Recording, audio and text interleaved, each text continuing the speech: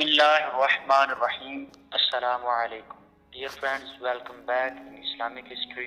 آج ہم جس ٹاپک پہ بات کرنے والے ہیں وہ یہ ہے کہ دنیا میں سب سے پہلا جرم کیا ہوا، کب ہوا، کس نے کیا اور کس وجہ سے کیا۔ ویڈیو کو اینڈ تک ضرور دیکھیے گا اور چینل کو سبسکرائب بھی ضرور کیجیے گا۔ تو ڈیئر فرینڈز، دنیا میں سب سے پہلا جرم قتل تھا اور وہ دو بھائیوں کے درمیان ہوا۔ ایک کا نام حابیل تھا اور ایک کا نام قابیل تھا، اور یہ دونوں بھائی حضرت آدم علیہ السلام کے فرزند تھے۔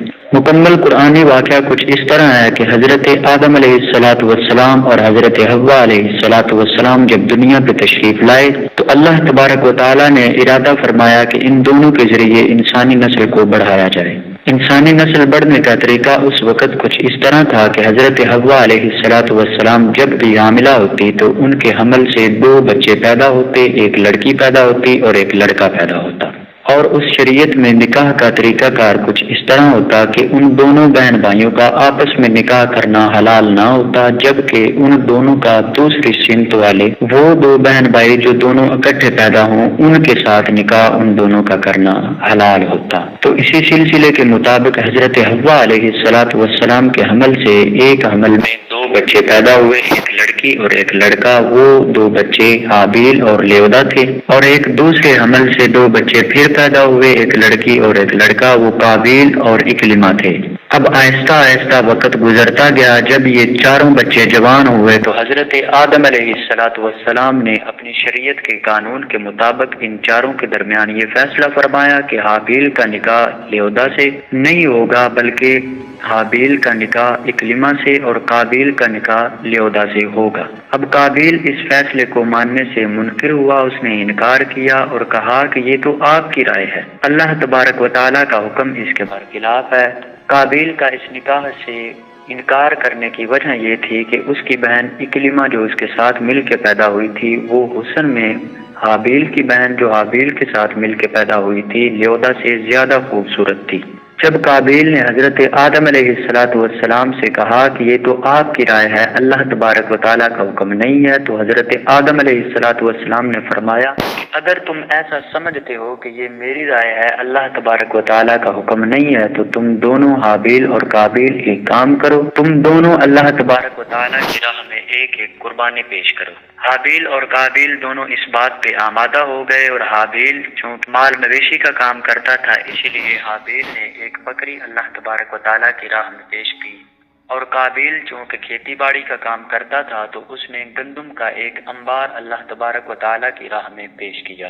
اس دور میں قربانی کے مقبول ہونے کی علامت یہ ہوتی کہ ایک مخصوص جگہ پہ قربانی کو رکھا جاتا، جو چیز بھی اللہ کی راہ میں قربان کرنی ہوتی تھی، اور آسمان سے ایک آگ نازل ہوتی جو اس قربانی کو کھا لیتی۔ اگر اس قربانی کو آگ کھا لیتی تو وہ قربانی مقبول سمجھی جاتی، اگر قربانی کو آگ نہ کھاتی تو وہ قربانی مقبول نہ مانی جاتی۔ اسی طریقے کے مطابق حابیل اور قابیل دونوں نے اللہ کی راہ میں قربانی پیش کی، تو حابیل کی قربانی کو آسمانی آگ نے کھا لیا اور قابیل کی قربانی کو عثمانی آگ نے چھوا تک نہ۔ اس بات سے قابیل بہت غضبناک ہوا کہ حابیل کی قربانی کیوں مقبول ہوئی اور میری قربانی مقبول کیوں نہ ہوئی، اور قابیل کو اس کے نفس نے یہ صلاح دی، یہ مشورہ دیا کہ وہ اپنے بھائی حابیل کا قتل کر ڈالے۔ تو جب حضرت آدم علیہ السلام حج کے لیے مکہ مکرمہ تشریف لائے تو قابیل نے حابیل سے کہا کہ میں تیرا قتل کر ڈالوں گا، تو حابیل نے کہا کہ تو میرا قتل کیوں کرے گا؟ قابیل بولا کہ تیری قربانی قبول ہوئی اور میری قربانی نہ قبول ہوئی، اور تو اکلمہ کا حقدار ہوا اور میری اس بات میں ذلت ہے۔ تو حابیل جواباً بولا کہ بھائی، اللہ تبارک و تعالیٰ کا کام قربانی قبول کرنا ہے، اور متقی لوگوں کی قربانی اللہ تبارک و تعالیٰ قبول کرتا ہے۔ حابیل کے اس جملے کا مطلب یہ تھا کہ اللہ تبارک و تعالیٰ صرف متقی لوگوں کی قربانی قبول کرتا ہے، اگر تم متقی ہوتا تو اللہ تیری بھی قربانی ضرور قبول فرماتا۔ اور حابیل نے مزید یہ قابیل سے کہا کہ اگر تم مجھے قتل کرنا چاہتا ہے تو میں تیری طرف اپنا ہاتھ تجھے قتل کرنے کے لیے نہیں بڑھاؤں گا، کیونکہ میں نہیں چاہتا کہ میری طرف سے ابتدا ہو، حالانکہ میں تم سے قوت اور توانائی میں تم سے زیادہ مضبوط ہوں، اور میں یہ چاہتا ہوں کہ میرے قتل کا گناہ اور تیرا وہ گناہ جو تو نے اپنے باپ آدم علیہ السلام کی نافرمانی کر کے کمایا، یہ دونوں تیرے سر آئیں اور تو جہنمی ہو جائے۔